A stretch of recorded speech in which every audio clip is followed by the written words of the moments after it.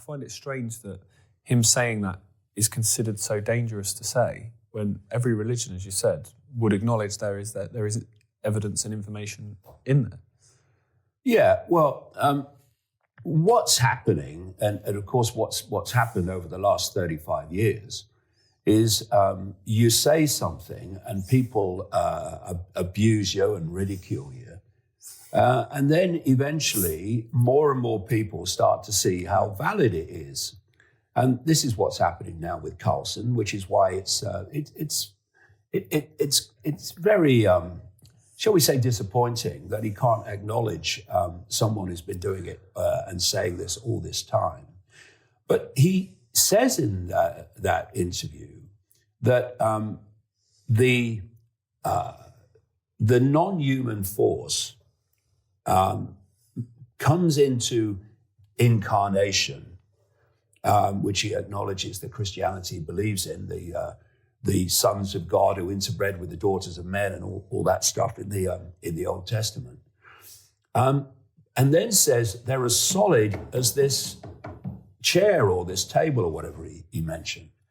And this is why, to understand the scale of the conspiracy, we have to understand the nature of reality. Yep. It's no good just seeing this world as physical and solid. It's not. That's a massive part of the perceptual illusion that we are experiencing. When you realize actually that if you take what we call matter as a proportion of what we call the universe, it's absolutely infinitesimal.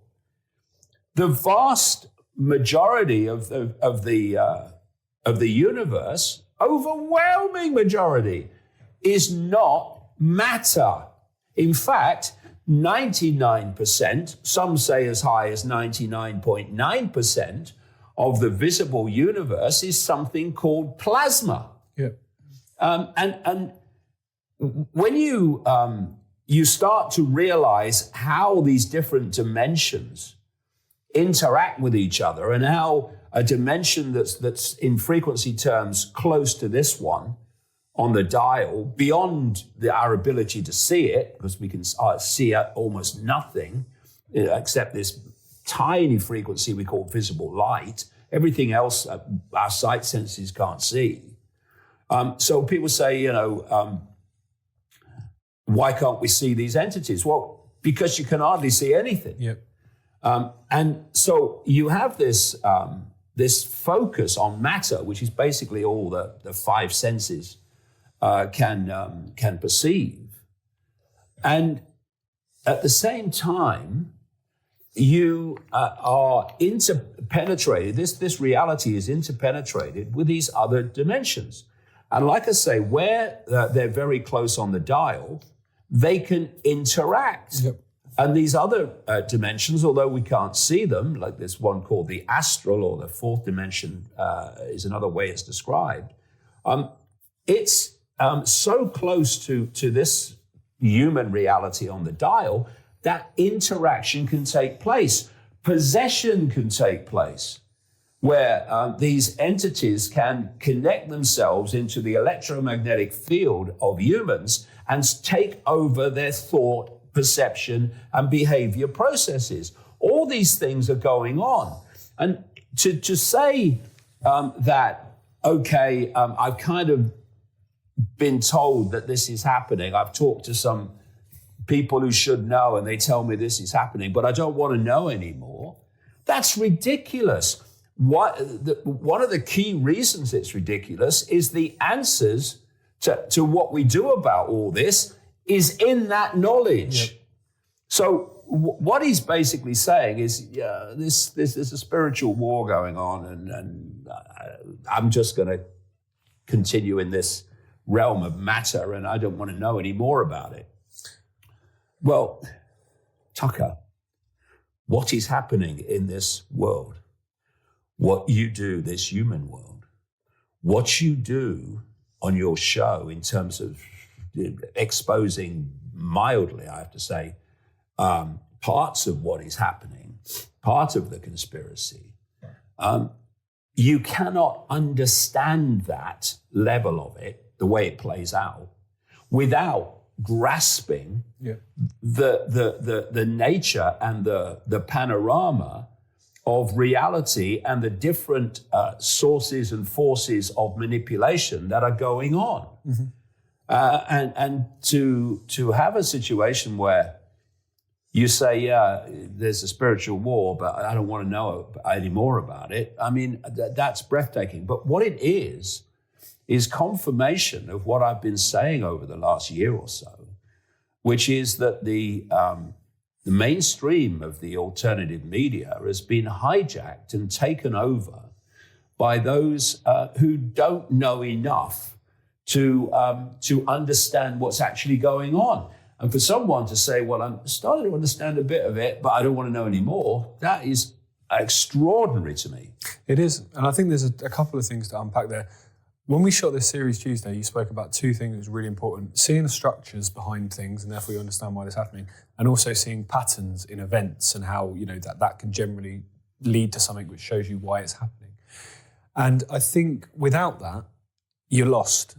And that's what I think most of that mainstream alternative media are missing. Hence why they look at events like COVID and they look at Ukraine and they look at, you know, what's going on in Russia, in Israel now. And they don't see that actually that all interconnects. You mentioned about the people standing up and supporting Israel that are also rallying against immigration when don't know that one's actually coming from the other.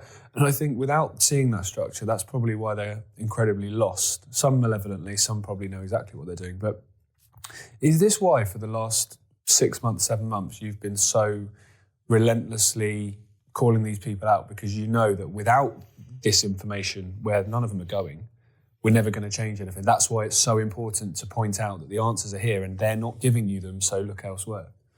Exactly that. You know, I'm 72. I don't need to take all the abuse that I take for calling these people out, because I'm calling people's heroes out. But I say it's necessary. I've not spent 35 years uncovering this and communicating this to now walk away from what needs to be done. I won't do it. Yep. And if people don't like it, well, they could do the other thing. That's okay with me as well. And this here but no further limitation, so personified by that interview with Tucker Carlson there, is what is holding us back from understanding the true magnitude of what's happening and also the answers to it. Because he talks about the fact that there's it's a spiritual war basically going on in the unseen. Okay, yeah, that's true. But so who are you, Tucker Carlson? Who are you? Are you only that physical body? Your religion, Christianity, tells you that you're not. You're a, quote, soul. Where's your soul? Yeah. What you call your soul. It's in the hidden. It's in these other dimensions where this spiritual war is going on. This spiritual manipulation is going on. So you can't just say, I don't want to know anymore because I'm not part of that. You are part of it. We're all part of it. His kids are definitely going to be part of it if nothing changes, you know. So what you have is you have a population that's overwhelmingly like that. That's what is seeing the world like that. Then you have a mainstream alternative media that's seeing it like that. And that's called alternative. But actually, it's like that. Yep. And this is the point I've been making and will go on making. We've got to start going into those areas that challenge your religious belief, that challenge your political belief, that challenge your cultural belief, that challenge all belief, and let information be our guide and evidence be our guide and not preconceived ideas that make us do that. And I'm glad Tucker Carlson did that interview because he's made my point magnificently. Yeah, it's bigger than I thought it was, but I don't want to know anymore. I do. It makes me think it correlates a lot with a lot of the sort of self-development people who talk about mindset and how you've always got to challenge yourself, because if you just settle in your comfort zone, that's where you'll fail.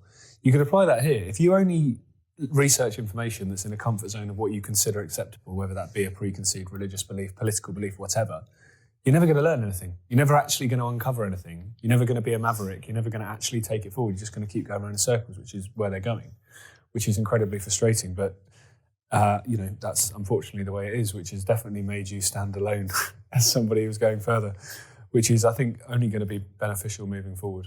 So yeah, and I keep emphasizing that